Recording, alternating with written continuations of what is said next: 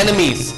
Tonight we are joined by two of the 10 outstanding Philippine soldiers, a yearly award sponsored by the Metro Bank Foundation. This is an opportunity for all of us to discover how they live and the sacrifices they go through to ensure we are safe from any harm. And joining us tonight is Navy Captain Vicente Luna Sejoco, PMA graduate class of 82, 31 years and an engineer. We also have Technical Sergeant Ferdinand Sangrador Baladhay, 17 years in service and assigned with the Light Reaction Company of the Philippine Army. Good evening, gentlemen, and welcome to News Live. Yes, good evening.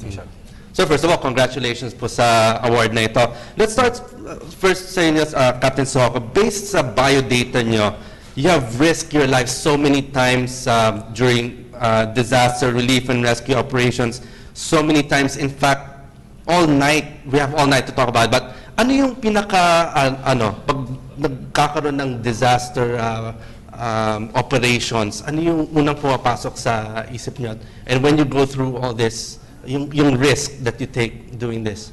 Unang pumasok sa isipan namin ay, of course, we have to save lives regardless of the risk.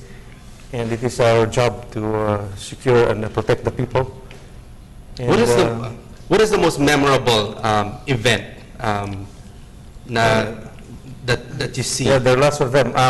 One was the rescue operations. I pulled out a very daring rescue of a fisherman who was floating aimlessly in the Pacific Ocean at the height of Typhoon Bebeng, international name Manhi. I recovered him, including his bangka, and brought him to the house. And also during Typhoon Frank, when Princess of the Stars were capsized in the Visayas region. Right there in Mindanao, we were busy also for 48 hours. We conducted rescue operations right there at the middle of MILF headquarters. We evacuated almost 15,000 families. But physically, I rescued 49 toddlers and elderly women right there in Simoy River, the headquarters of the MILF.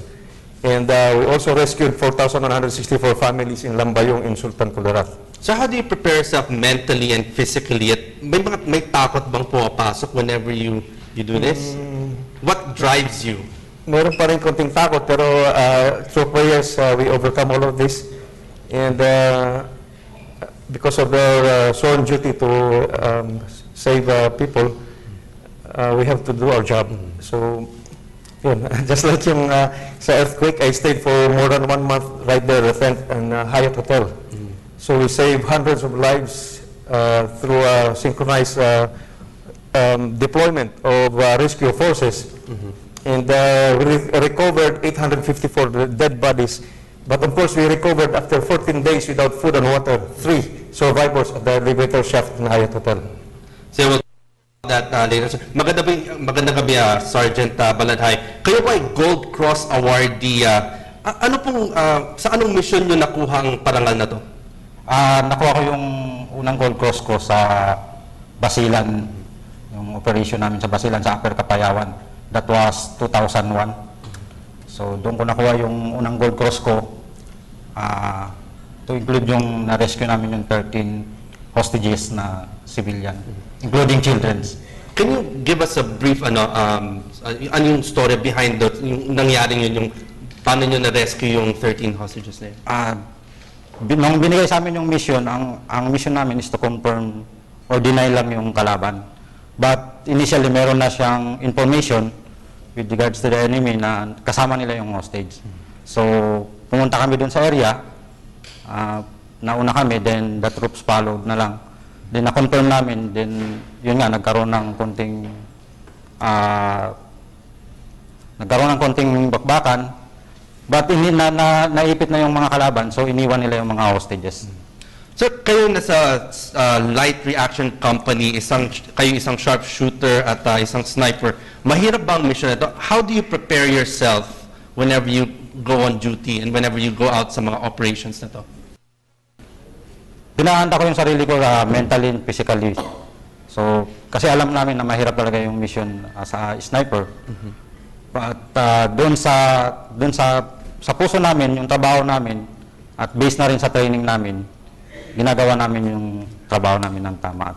Usually, pag nasa light reaction company kayo ang talagang unang sumasabak sa mga operasyon. Sa loob ng 17 years, mga ilang encounters na ang naharap niya at may pumapasok pa rin bang takot? Meron pa rin. No. So, encounters, siguro, Ano pinaka-memorable sa'yo? yung pinaka-memorable ko is yung sa Maguindanao. That was 2008. Yung, we encountered more or less 100 MILF. So, nag-start ng umaga, na kinabukasan din ng madaling araw. Kinakabahan ka nun? Paano mo na-prepare sarili mo mentally and physically? Yung kabanan dyan, pero siyempre kailangan mong labanan yung takot. And also, yung paniniwala sa taas. Yun lang naman ang palagi kong armas. Captain Soco, dito nga sa award-giving body ng Metrobank Foundation, itong award for the top soldiers of the Philippines. Ano yung naging basis nila for choosing as one of the top 10? Actually, they collated all our accomplishments, starting from graduation from PMA, and they took note of all the accomplishments in several aspects. And There were lots of the panelists belong to the selected few of the different sectors of the society. So therefore, there is no bias in selection. Ano yung feeling that an independent body, a private company, yung nagbibigay ng parangal sa isang katulad po nyo na sigurado marami silang tinitingnan na makapasok dito sa top 10 at kayo po ang napili sa one of the top 10? Yeah, we are very thankful to the organizers of the TOPS, especially this Metrobank Foundation and the Rotary Club of Makati. And I think they did their job of properly selecting those who will be given awards. So now looking at what you do in the AFP, you're an engineer, you're an IT expert. As an expert, anong mga innovations that were you able to introduce in the AFP to make communications between all the branches of the AFP more streamlined and easier and more, let's say, more efficient? Yeah, I've been with the AFP Signal Corps for the past 6 years, and while serving as the PMA Commel officer, I modernized the Philippine Military Academy telecommunications network.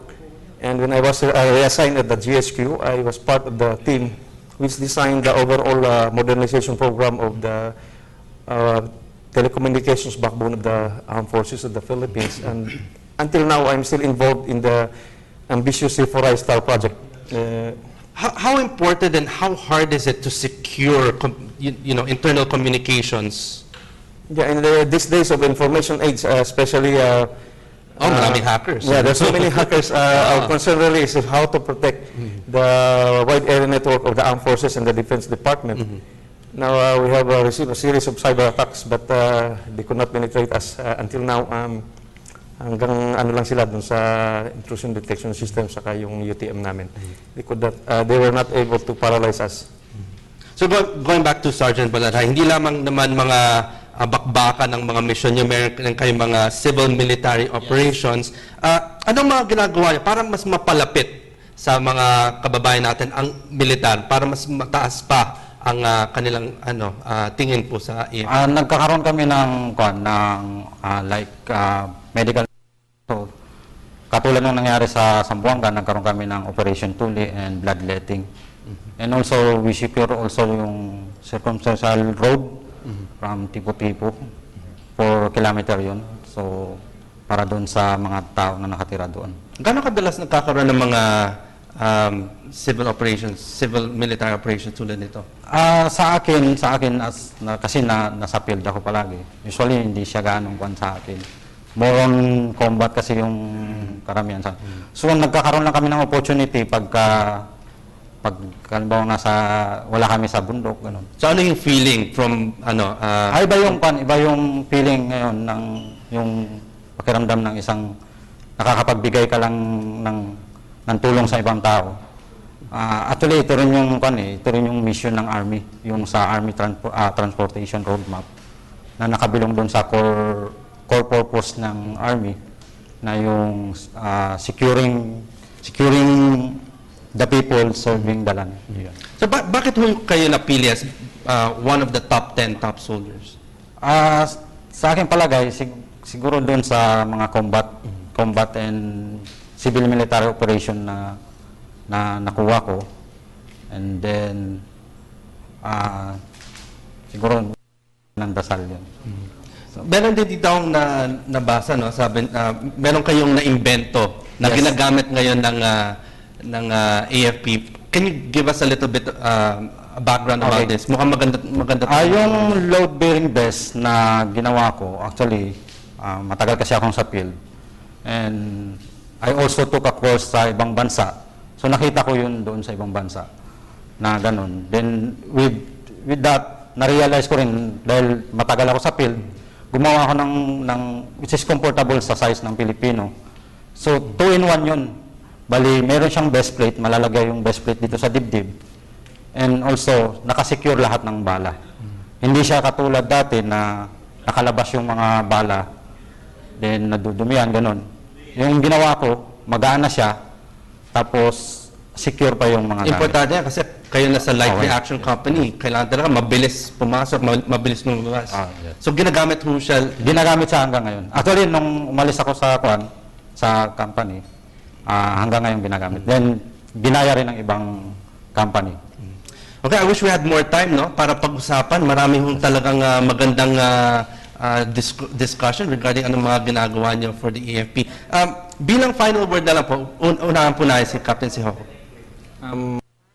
As a final word, I'd like to thank the organizers of the TOPS program.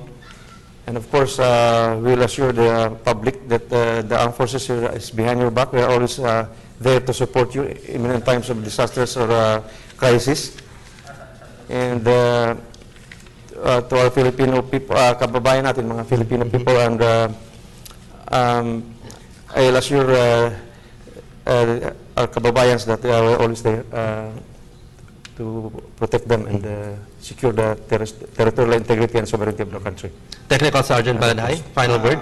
Una-una sa akin, nagpapasalamat ako sa taas na nagbigay sa akin ng parangal nito. And of course, sa Metro Bank Foundation Incorporated and also sa Rotary Club of Makati na siyang nag-sponsor ng